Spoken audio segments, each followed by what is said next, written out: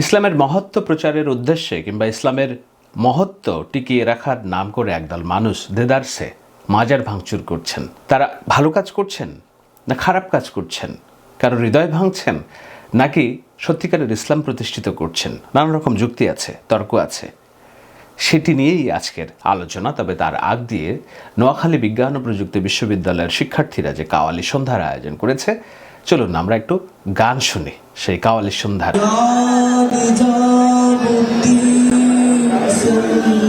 ইয়া নিজামুদ্দিন সরকার।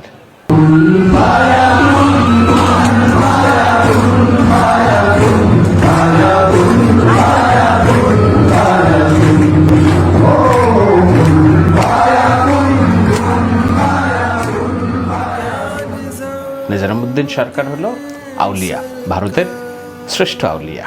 ফায়াকুন কুন ফায়াকুন, ফায়াকুন ফায়াকুন, অর্থাৎ আল্লাহ যেটা চান সেটাই হয়ে যায়, বলেন হও এবং হয়ে যায়। এই গানের মধ্য দিয়ে স্রষ্টার মহত্ব প্রচার করছেন শিক্ষার্থীরা। দলে দলে কাওয়ালি গাচ্ছেন, যেখানেই হচ্ছে কাওয়ালি সন্ধ্যা। এইসব কাওয়ালি গানের মধ্য দিয়ে স্রষ্টার যে মহত্ব সেটা গানের মাধ্যমে, ভক্তির মাধ্যমে প্রকাশ করার চর্চা করছে তরুণরা। দ্বিতীয় এই স্বাধীনতা অর্জনের পর তারা কাওয়ালি গানের স্বাধীনতা পেয়েছেন। কিন্তু যেই কাওয়ালি গান হচ্ছে, এই গানের স্রষ্টা কে, তার সম্পর্কে কি আপনারা জানেন কেউ? কোন প্রেক্ষিতে এই গান রচিত হয়েছিল? কেন নিজামুদ্দিন সরকারের কথা দিয়ে শুরু হলো এই গান? আপনাদের কয়জন জানাচ্ছেন ইতিহাস? আমি একটু মনে করিয়ে দিব। তার আগ দিয়ে চলুন গানের মাঝখানের দুটি লাইনের কথা আমরা শুনি। জব কাহি পে কুছ নেহি থি নেহি থা, ওহি থা ওহি থা।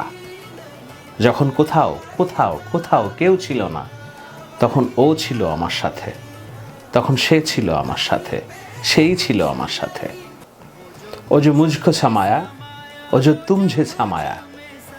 ও আমাকেও বুঝিয়েছিল, আমাকেও আগলে রেখেছিল, তোমাকেও আগলে রাখবে, তোমাকেও আগলে রেখেছে। মৌলা ওহি থি ওহি থা। মৌলা স্রষ্টাই ছিল, স্রষ্টা আমাকে আগলে রেখেছিল, স্রষ্টা তোমাকেও আগলে রাখবে। এরপরের যে লাইন, সাদাকাল্লাহুল আলিউল আজিম, আল্লাহ সবসময় সত্যি কথা বলেন। সাদাকা রসুলহুন নবিউল করিম, আল্লাহর নবী যে নবীগুলোর শিরোমণি, সেও সত্যি কথা বলেন। আপনাদের অনেকেই বলবেন যে আমি ইসলাম সম্পর্কে খুব বেশি জানি না, সুতরাং এগুলো নিয়ে আমার আলোচনা করা ঠিক না।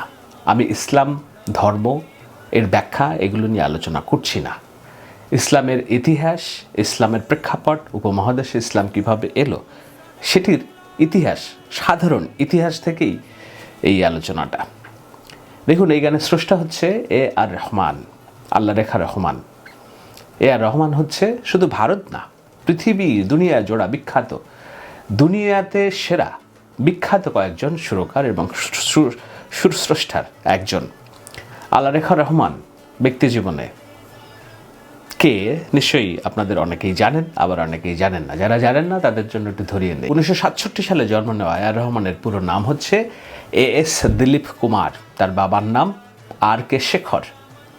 এই এস দিলীপ কুমার এবং তার বাবা, তার পুরো পরিবার যখন বিধ্বস্ত, বিপর্যস্ত, প্রত্যেকটা পদে পদে তাদের ধ্বংস, প্রত্যেকটা পদে পদে যখন পরাজয়, প্রত্যেকটা পদে পদে যখন অস্বস্তি, প্রত্যেকটা পদে পদে যখন বীতশ্রদ্ধা, প্রত্যেকটা পদে পদে যখন মানুষের টিপ্পনী, তখন নিজামুদ্দিন আউলিয়ার দরবারে তাদের হাজির হয় তার পুরো পরিবার।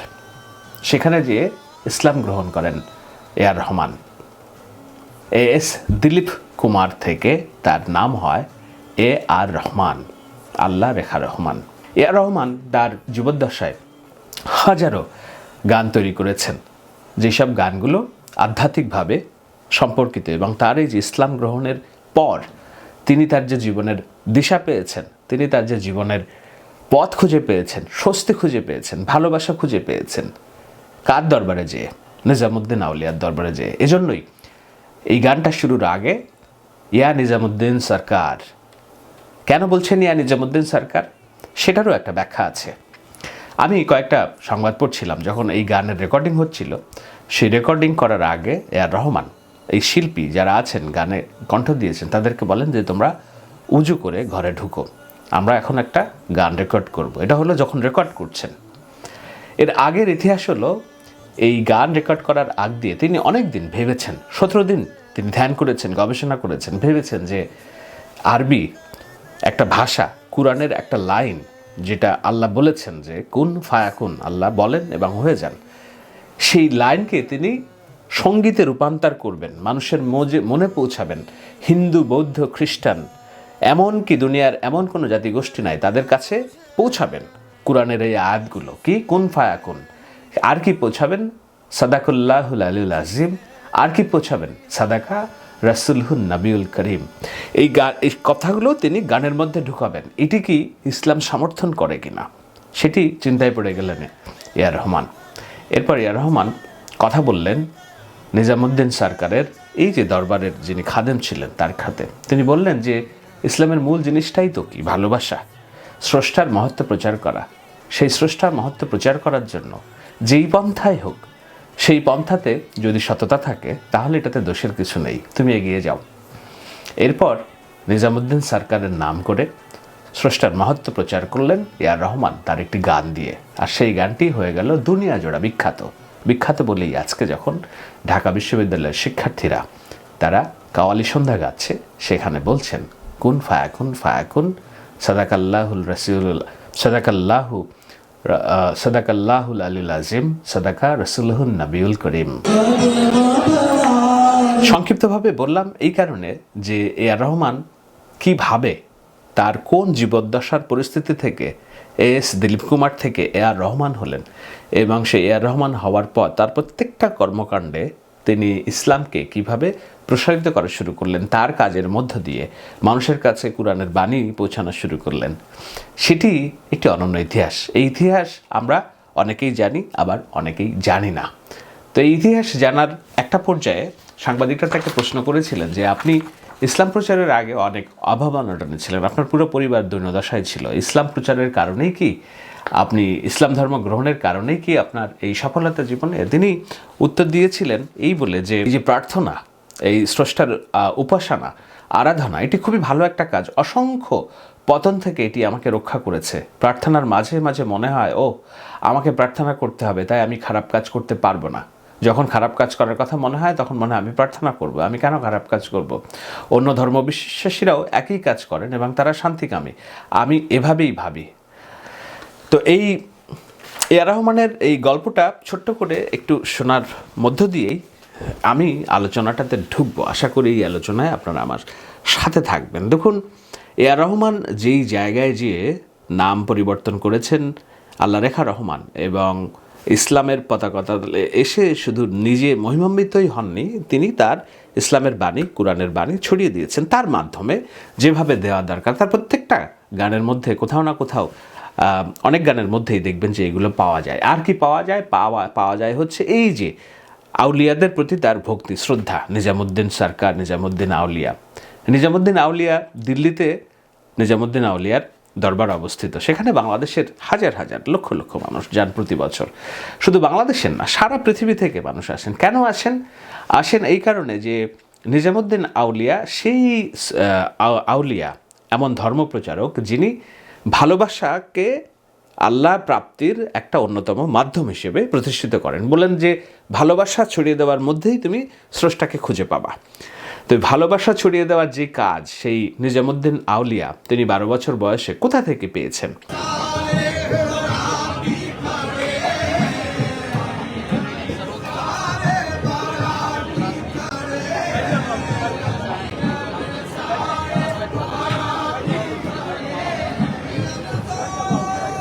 ফরিদুদ্দিন গঞ্জেশকর মাওলানা, তার কথাবার্তা থেকে, তার বাবার মুখ থেকে শুনতেন ফরিদুদ্দিন সাহেবের কথা।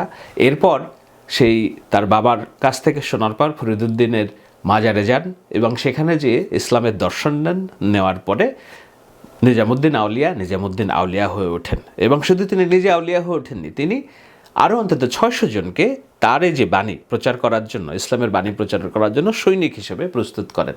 সেই 600 আউলিয়া এবং তার যে যাদেরকে তিনি প্রস্তুত করেন তারাও আউলিয়া হিসেবে পরিচিত, ছড়িয়ে পড়েন বিভিন্ন জায়গায়। তারা ইসলামের এই ভালোবাসার সৌন্দর্য প্রচার করতে শুরু করেন। এখন এটি নিয়ে ব্যাখ্যা আমার চেয়েও হয়তো ভালো ইতিহাস আপনারা জানেন। কেন আমি এটা বলছি এই কারণে যে দেখুন, আমাদের এই যে বাংলাদেশ এবং আমাদের যে বঙ্গ বেসিন, এইখানে ইসলাম এসেছে কত সালে?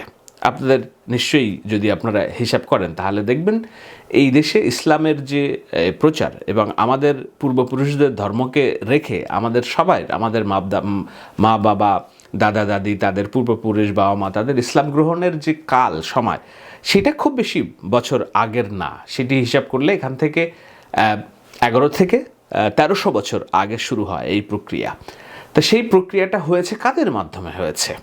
সেটি আপনারা যদি একটু ইতিহাসটা দেখেন তাহলে আজকের এই যে মাজারগুলো আছে, যেখানে দরবার শরীফ যেগুলো আছে, এইগুলো যে আপনাদের আপন, দূরের কেউ কিছু নয়, সেটি নিয়ে যারা অপপ্রচার করতে চায় তাদের প্রতি আপনাদের দ্বিতীয়বার একটা ভাবনা তৈরি হতে পারে।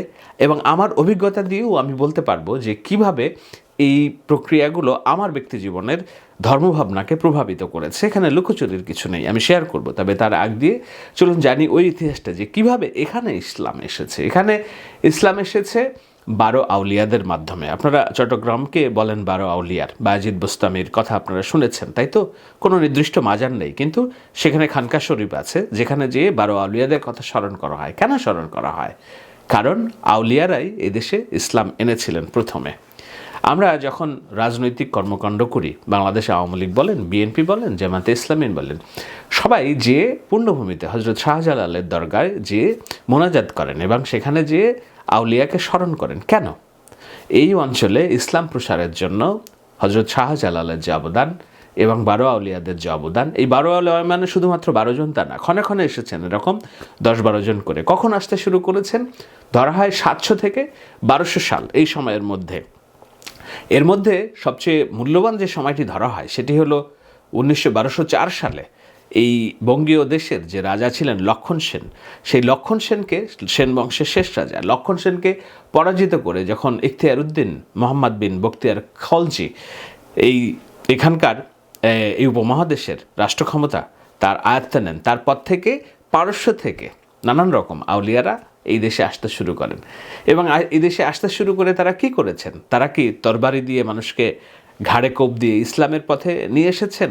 না, তারা সেভাবে নিয়ে আসেননি। তারা এনেছেন আউলিয়াদের, তারা এনেছেন স্কলারদের, যারা মানুষকে ইসলামের যে বাণী, শান্তির বাণী, সহাবস্থানের বাণী, একজন দলিত হিন্দু সম্প্রদায় কিংবা নিম্নবর্গের হিন্দু সম্প্রদায়, তারা যে একত্রে উচ্চ বর্ণের হিন্দুদের সাথে মিশতে পারত না, তারা যে সামগ্রিকভাবে নিগৃহীত হতো। প্রত্যেকটা মানুষ জন্মগ্রহণ করে তার ডিগনিটি নিয়ে, তার আত্মমর্যাদা নিয়ে। তখন যখন সে দেখে তার আত্মমর্যাদা ভুলুণ্ঠিত হয়, কেউ মূল্য দিচ্ছে না, তখন সে মনের শান্তি খুঁজতে থাকে, তার মর্যাদা খুঁজতে থাকে। তো যখন আউলিয়ারা এই দেশে আসতে শুরু করলেন এবং তাদেরকে কে নিম্নবর্গ, কে উচ্চবর্গ, কে ধনী, কে দরিদ্র, এটা না দেখে যখন সবার সাথে বুকে বুক মেলালেন, কাঁধে কাঁধ মেলালেন, কোলাকুলি করলেন এবং বললেন যে আল্লাহ সবসময় সত্যি কথা বললেন, আল্লাহর চোখে সবাই সমান, ইসলামের চোখে সবাই সমান, তখন তারা দলে দলে ইসলাম গ্রহণ করা শুরু করলো।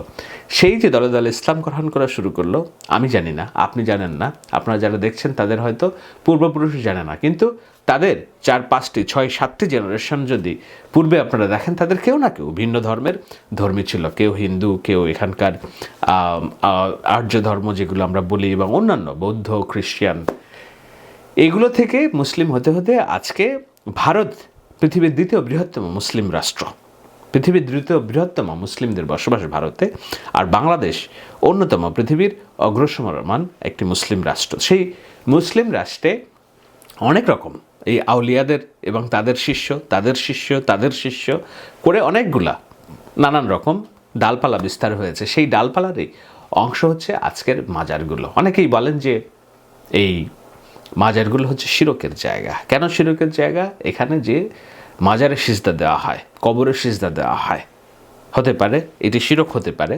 নিশ্চয়ই এটার বিধান আছে।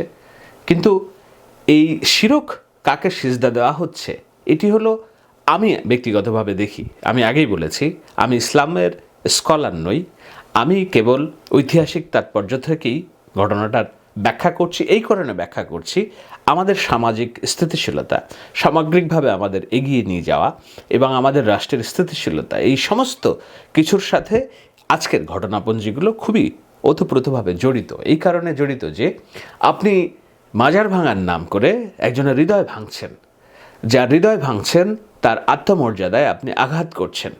একজন ব্যক্তির যখন আত্মমর্যাদা, তার বিশ্বাসের জায়গা, ওই যে এআর রহমানের গান যে আব কাহি পে কুছ নেহি থা ওহি থা, ও যে মুঝকো সামায়া, ও যে তুমঝে সামায়া মাওলা ওহি থি।